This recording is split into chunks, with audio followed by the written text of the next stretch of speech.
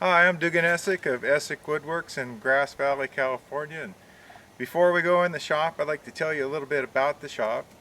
The shop is 2,800 square feet on 5 acres of land. We're just 3 miles outside of Grass Valley, so it's real convenient, easy to get to. We built the shop 3 years ago. It's very modern, well insulated, so it's comfortable throughout the year. It has a 7,000 watt solar system on the roof, so we're producing more energy than we're consuming, so that's a good thing. So let's go inside and have a look. The heart of every wood shop is the table saw, and we have 4 of them. Our pride and joy is this Felder sliding table, which is just a great saw for making cabinets and stuff like that. So the 10-inch unisaw is a saw that we have strictly set up for dadoing, so we just leave the dado on it all the time so we don't have to break it down. The real workhorse in the shop is the Jet 10-inch table saw. We do all of our ripping and just about everything else you use a table saw for. We have 2 Woodmaster machines. The first one is a 38-inch thickness sander, and the second one is an 18-inch spiral head planer. It also has an additional molding head, so we can cut our own crown moldings and various other kinds of moldings. For our joiner, we have this 12-inch Felder joiner, which is also a planer. It's a combination machine. So this is the joining position, and then the top comes up, you flip the dust hood over, and then it becomes a 12-inch planer. We also have a boring machine, which we use a lot when we make our cabinets with adjustable shelving. We have 2 bandsaws. This is a 20-inch Italian bandsaw. It's primarily set up for resawing with big wide carbide blades, so we do most of our resaw on this bandsaw. Our second bandsaw is a 14-inch Rockwell kind of utilitarian bandsaw. This is the bandsaw we use for just most of our scroll work.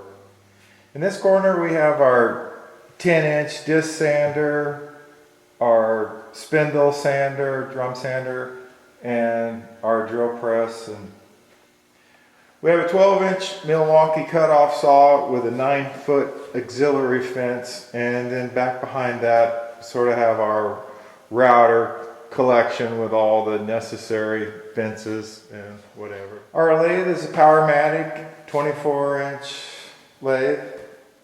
This is kind of our little sharpening center, mostly for lathe stuff. So we have a couple grinders here with different grit wheels, and then some Wolverine tool rests for sharpening the longer lathe tools. This is kind of some more of our little sharpening area where we have a buffer and then another sharpener, and then just various whetstones and sharpening equipment in the drawers below. We have 2 router tables we use in the shop. The first one is the incremental router table. The second router table is more of a traditional router table.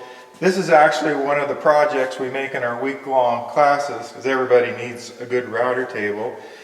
It has drawers for bit storage, like those are all a 1/4 inch. Next drawer down is like the 1/2 inch. Then the other drawers are just for various jigs and setup tools.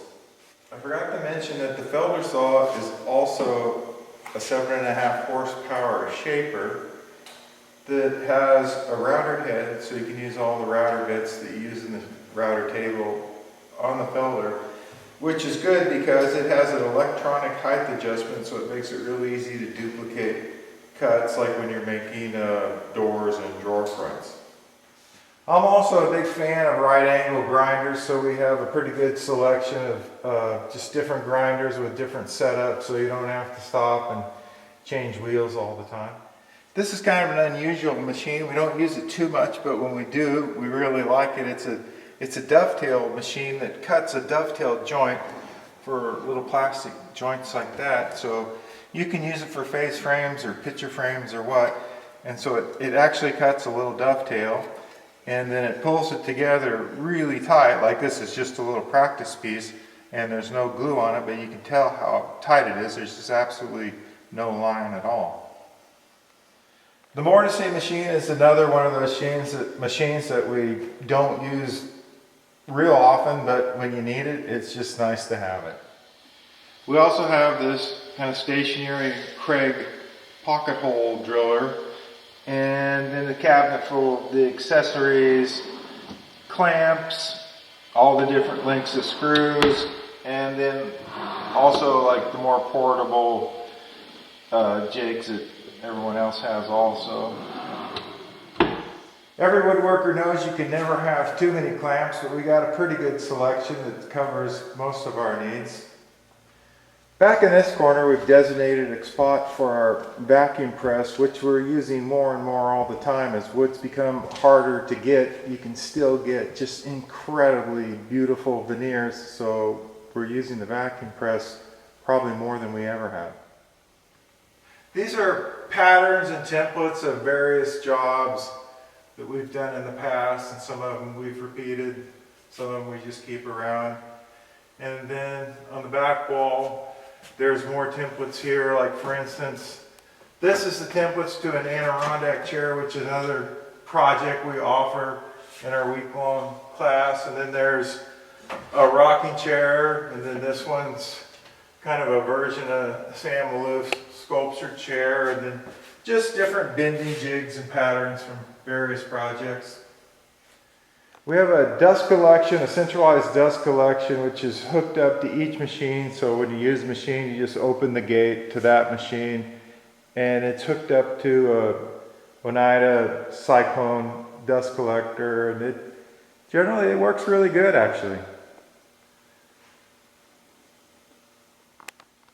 In addition to the big dust collector, we also have this Delta dust collector, which collects the finer dust, and it also works real nice.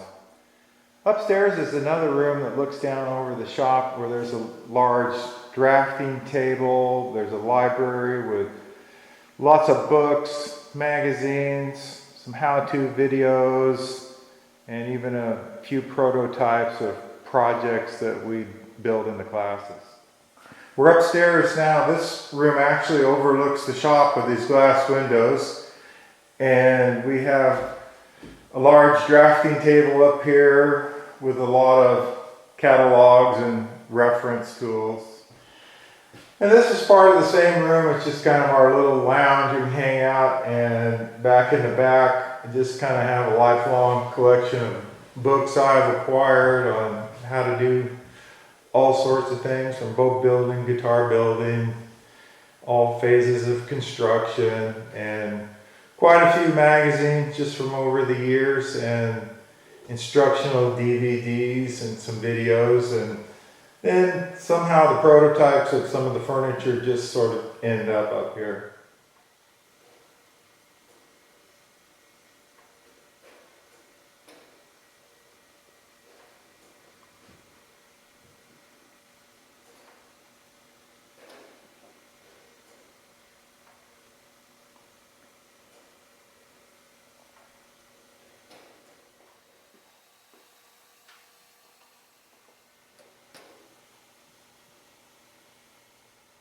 When you come out the back door of the shop, we have this little patio area where we have barbecues and just sort of sit around and enjoy the evening. And then we have a hammock set up and a horseshoe pit, and just a really pretty area to hang out in actually. Well, I hope that gives you some idea of what the shop has to offer. If you have any more questions about our classes, you can go to our website at essickwoodworks.com. There's more information there, or you can give us a call, or better yet, come up and see us.